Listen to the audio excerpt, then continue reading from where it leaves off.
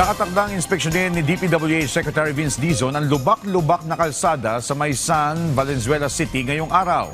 May naitala na ring aksidente sa lugar. Si JM Thompson sa detalye live. JM. Joshua, nandito nga tayo ngayon sa Maysan Road sa Valenzuela City kung saan mapapansin natin kung gaano kahirap dumaan yung mga kalsada dito sa bahaging ito ng Maysan Road dahil sa lubak-lubak na daanan. Ayon sa mga residente dito sa Barangay Maysan at mga motoristang dumadaan dito, araw-araw ang kanilang nagiging kalbaryo dahil sa tindi ng sira sa kalsada.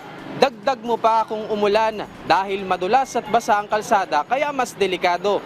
Ayon sa mga taga rito, matagal na raw nila itong napapansin at mga aspalto at steel sheet lamang yung inilalagay para pansamantalang magkaroon ng patag na daanan.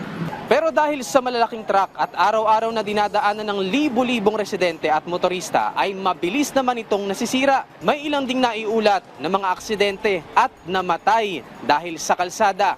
Kaya naman ngayong araw ay personal itong pupuntahan ni DPWH Secretary Vince Dizon at mga kawani ng ahensya para matuldukan na yung perwisyong dala ng kalsadang ito. Joshua, sa mga oras na ito ay basa ngayon daanan kaya mas malaki rin yung tsansa na magkaroon ng aksidente yung mga motoristang dumadaan dito sa Maysan Road. Kaya naman sa pagbisita ni Secretary Vince Dizon ay nagpapasalamat yung ilang motorista at residenteng ating nakausap dahil finally matutuldukan na itong kalbaryong araw-araw nilang dinadaanan.